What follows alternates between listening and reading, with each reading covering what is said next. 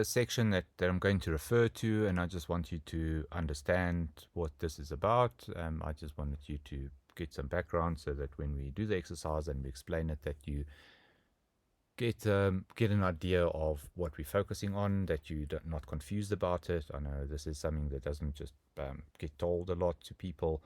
We focus a lot on the chakras, which are used in yoga, which are in the body, but then we have chakras outside of the body. I feel like there's chakras below your feet and then also above your head. I use those for a separation object. You can play around with these. I have a meditation that you can explore this with, so you're welcome to do the meditation and see what this is for yourself. Once you've done the meditation, you can, if you remember everything, you can then make a note of it, write it down, and you can then make a chart of this for yourself and say, well, this is what this is about for me. Okay, so this is what I see it as you can see on the diagram with my mannequin. Our chakras continue above our heads, and we've got the 8th chakra, which is above our crown, and the 9th and 10th and 11th, and it just goes right up, and each has a purpose. So as you see that for me, the 8th chakra is very much about guides and connection to healing and anything that's got to do with a higher purpose or energy movement between ourselves and other people. It doesn't really come from us, it goes through us. I've got the expression that the mechanic is the one that holds the spanner, and he has the skill, but he doesn't necessarily have the ability to hold on to a bolt and loosen a bolt with his hands. He needs something else. So we have help outside of ourselves, and we use that help to then connect with people, do the energy work which we need the tools for.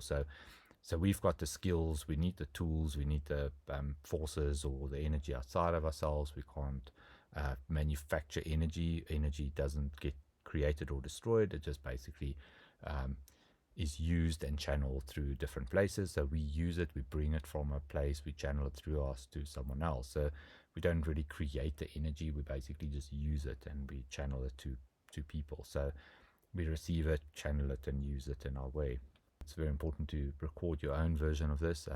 For me, the 9th chakra is very much about knowledge. It's a universal knowledge.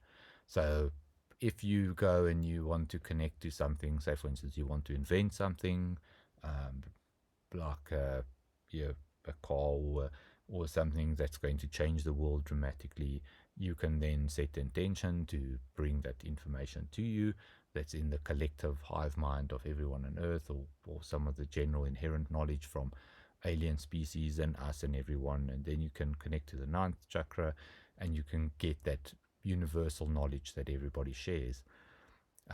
10th chakra is very much about connections. That's about connections not just to yourself but to other people. It's to connect to other spirits. It's to connect to the universe at large. So it's more about going above sort of intimate connections, more general connections, so that you can connect to as well. You can see where that brings you.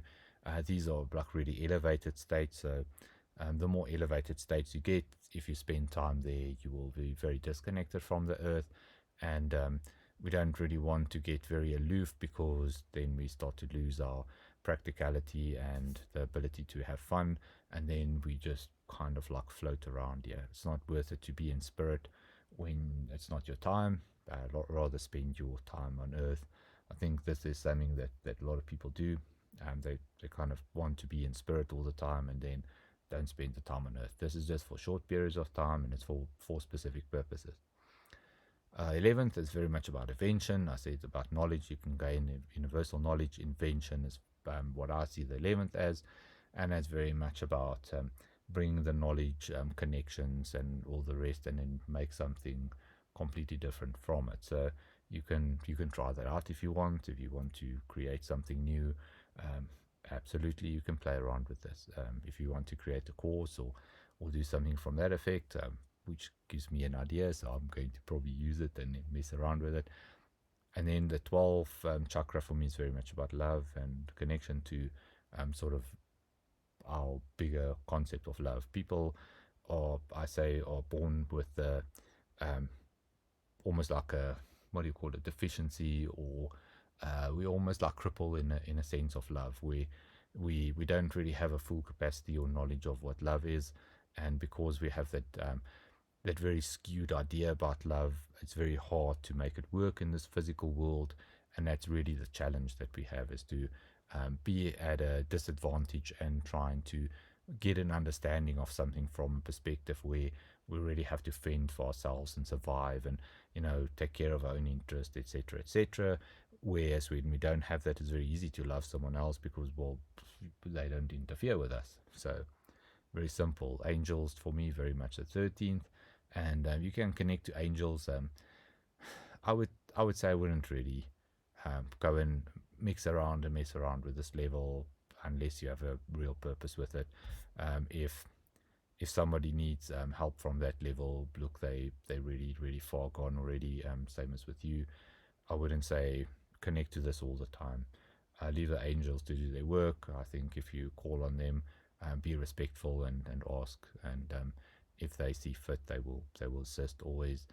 But don't go trying to live out in the realm of angels. That's not our place. It's there to connect to if you want to possibly channel some of the angels' energy with their permission, of course, respectfully, and then use it in, say, healing or in prayer or whatever you want.